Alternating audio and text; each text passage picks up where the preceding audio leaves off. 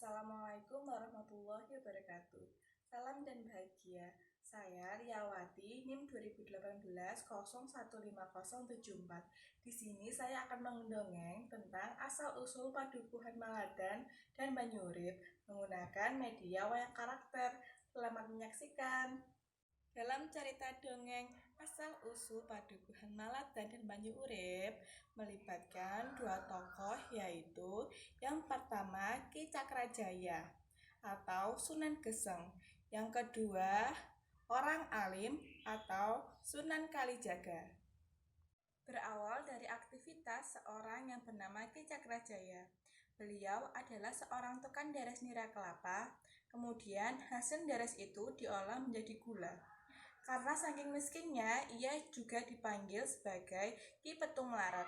Meskipun demikian, orang mengenalnya sebagai orang yang kuat tirakat, sehingga menjadi luhur budinya dan sakti ilmunya. Karenanya, Ki Cakrajaya juga dituakan di wilayahnya. Suatu hari ketika Ki Cakrajaya akan memanjat pohon nira, datanglah seorang alim dan bertanya kepadanya. Orang alim berkata, "Kisanak, apa sebabnya setiap kali engkau memanjat batang nira kelapa, selalu saja mengucapkan kalimat, Slontang-tlantung wong deres bundute bumbung, opo gelem opo ora?" Ki Cakrajaya mengatakan, "Itulah mantra agar hasilnya melimpah." Orang alim berkata, "Apa yang Kisanak ucapkan itu salah." Ki Cakrajaya menjawab, "Salah dan kurang tepat. Anda rupanya belum mengenal denganku. Akulah Ki Cakrajaya, tukang deres sudah sejak dari kecilku. Itu merupakan ilmu warisan dan mantra itu pun bukan sembarang mantra." Orang alim berkata, "Betul katamu Kisanak, tapi aku mempunyai mantra yang lebih unggul yang akan bisa menghasilkan lebih banyak dari mantra itu." Ki Cakrajaya pun berkata, "Buktikanlah Kisanak." Orang alim pun berkata, "Baiklah, izinkan aku melihat caramu mengolah nira itu." Ki Cakrajaya menjawab, "Boleh saja, ikutlah pulang denganku." Ki Cakrajaya mengajak laki-laki tadi ke rumahnya, lalu menunjukkan bagaimana cara membuat gula. Ki Cakrajaya berkata, "Cetaklah gula tersebut." Orang alim pun berkata, "Aku sudah mencetak gula aren 1 tangkap. Ini kuberikan kepadamu. Jangan dibuka sebelum aku pergi." Setelah orang alim itu keluar dari rumah Ki Cakrajaya, sudah tidak nampak lagi. Ki Cakrajaya segera membuka cetakan gula hasil buatan orang alim yang tak dikenal tadi. Mata Ki Cakrajaya terbelalak karena isinya bukan lagi gula, melainkan setangkap emas yang berkilauan.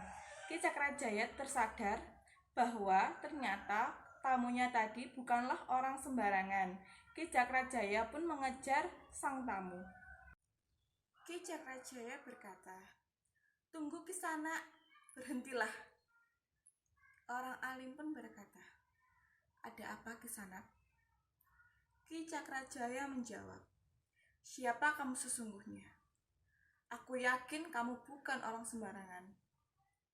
Orang alim pun berkata, "Aku adalah Sunan Kalijaga, anggota Wali Songo yang sedang bermasyhur di kalangan rakyat jelata." Ki Cakrajaya berkata, "Aku meminta padamu, tolong ajarkan aku mantra sakti tersebut, dan aku bersedia menjadi muridmu Sunan Kalijaga." Sunan Kalijaga pun berkata, "Baiklah, sebelum itu, pertama kali yang harus aku ajarkan padamu adalah mengajarimu syahadat, dan ikutlah aku mengembara dari satu daerah ke daerah lain sambil menyebarkan dakwah Islam." Ki Cakrajaya pun menjawab, "Baiklah, aku akan mengikuti perintahmu Sunan Kalijaga." Sejak saat itu, Ki Cakrajaya selalu diajak Sunan Kalijaga mengembara dari satu daerah ke daerah lain sambil menyebarkan dakwah Islam. Suatu saat, Sunan Kalijaga pamit kepada Ki Cakrajaya. Sunan Kalijaga ingin sembahyang ke Mekah. Sunan Kalijaga berkata, "Aku akan pergi bersembahyang di Mekah. Aku perintahkan kamu untuk menjaga tongkat ini."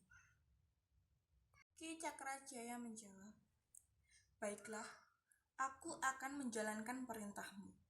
Aku akan menjaga tongkat ini sampai engkau kembali." Ki Cakrajaya kemudian duduk bersila penuh hikmat. Saking lamanya, tubuh Ki Cakrajaya ditubuhi rumput belukar dan bambu berduri.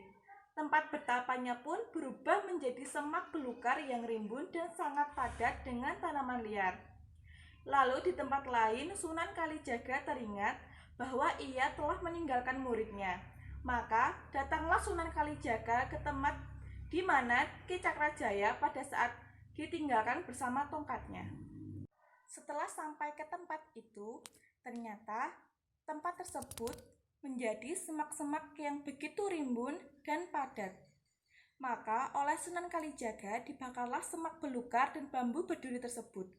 Setelah semak belukar tersebut terbakar habis, tampaklah sosok hitam kelam yang sedang bersila. Akhirnya Ki Cakrajaya ditemukan, namun ajaibnya Ki Cakrajaya tidak terluka sedikit pun. Hanya kulitnya saja yang berubah menjadi hitam, atau istilah dalam bahasa Jawa, geseng. Sunan Kalijaga berkata, "Muridku Ki Cakrajaya, akan kuberikan gelar kepadamu dan akan kupanggil dirimu sebagai Sunan Geseng." Lalu, proses pembakaran itu menghasilkan nama sebuah dusun di desa Jatimulyo Dlingo Bantul, yaitu Dusun Muladan atau Maladan, berasal dari kata mulat, berkobar-kobar. Lalu kemudian berjalanlah kedua kekasih Allah tersebut ke timur. Lalu sampailah mereka pada sebuah lembah. Kemudian Sunan Kalijaga menancapkan tongkatnya kembali dan tiba-tiba keluarlah air yang memancar dari dalam tanah. Sunan Kalijaga berkata, "Sunan Geseng, mandi dan bersihkan tubuhmu yang telah terbakar itu menggunakan air tersebut." Sunan Geseng pun menjawab, "Baik Sunan Kalijaga, aku akan membersihkan tubuhku dengan air itu."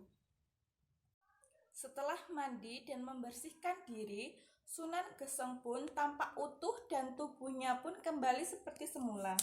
Lalu, kotoran hasil bersih-bersih badan itu konon ceritanya terbawa hingga ke sungai yang kemudian oleh masyarakat disebut Kedung Pucung. Sedangkan air yang memancar dari tongkat Sunan Kalijaga sekaligus tempat mandi Sunan Geseng itu kemudian disebut Banyu Urip atau Banyu Panguripan. Kemudian lokasi sekitar sumber air tersebut diberi nama Dusun Banyurip. Berdasarkan cerita rakyat, sisa bekas luka dan kotoran Sunan Geseng itu menjadi ikan lele yang dikeramatkan sampai sekarang dan bertempat di Kedung Pucung. Masjid Ragil Maladan, petilasan tempat pembakaran Sunan Geseng. Sendang Banyurip, petilasan tempat Sunan Geseng mandi. Konon tempat terbawanya kotoran hasil bersih-bersih Sunan Geseng yaitu Sungai Kedung Pucung.